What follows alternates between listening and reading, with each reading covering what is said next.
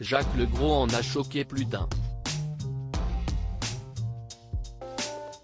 Dans son livre Derrière l'écran, 40 ans au cœur des médias, le journaliste de TF1 n'y va pas de main morte quand il évoque sa relation avec Jean-Pierre Pernaut.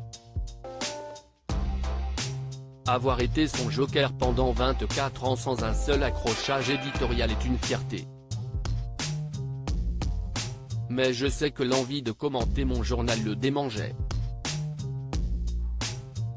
Il ne s'adressait jamais à moi en direct. Les rédacteurs en chef ont toujours su ménager les susceptibilités. Sauf une fois. En effet, alors que Jean-Pierre Pernaut combattait la maladie, les équipes de TF1 avaient décidé de l'installer chez lui. Jacques Legros raconte dans son livre, on lui avait donc installé un mini-studio automatique à son domicile. Mais il voulait garder le premier rôle et sollicitait l'équipe plus que nécessaire. De mon côté, je ne savais jamais de quoi il allait parler. Il rechignait à partager. Il voulait de plus en plus prendre la main sur l'ensemble du journal.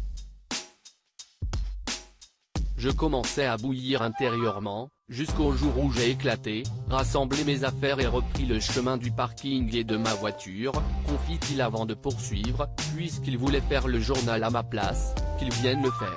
J'ai appris par la suite qu'avec ce mini-studio à domicile, ce n'était pas la chronique d'un confiné, qu'il envisageait de faire, mais bien le journal tout entier, son amour, sa passion, sa chose, sa vie. Je suis revenu, bien sûr. Des propos chocs qui ont fait sortir Nathalie Marquet de ses gonds.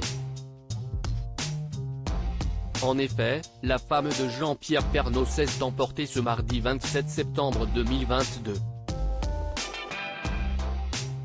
Invitée dans le Morning sans filtre sur Virginie Radio, elle lâche « J'ai complètement halluciné et surtout, monsieur Jacques Legros oublie qu'il n'était que son joker ».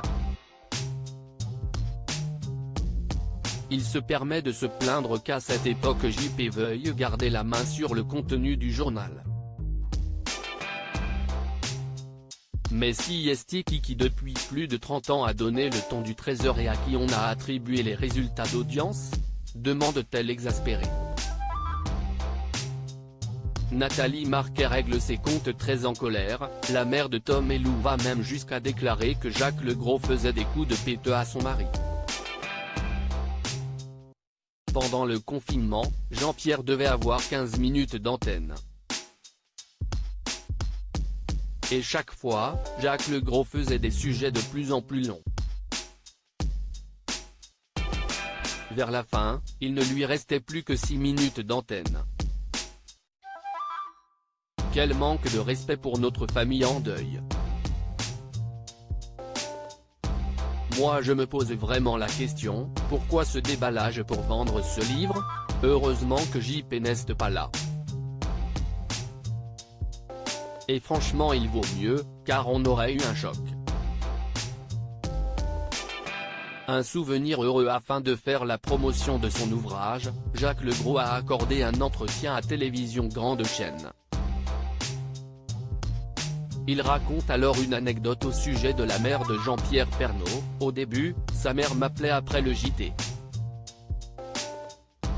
Je vous remercie de soigner le journal de mon fils, me disait-elle.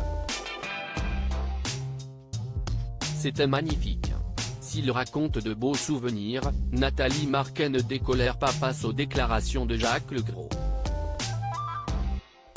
Laurent Fontaine traînera avec Lou Pernaut et il n'est pas le seul à en prendre pour son grade. En effet, le 25 juin dernier, Laurent Fontaine avait donné un avis très tranché sur Lou Pernaut, la fille du couple. J'ai été très proche de Jean-Pierre Pernaut donc si est compliqué de réagir. Point, Lou, t'es adorable, t'es gentille, mais va faire des études, quoi, boss.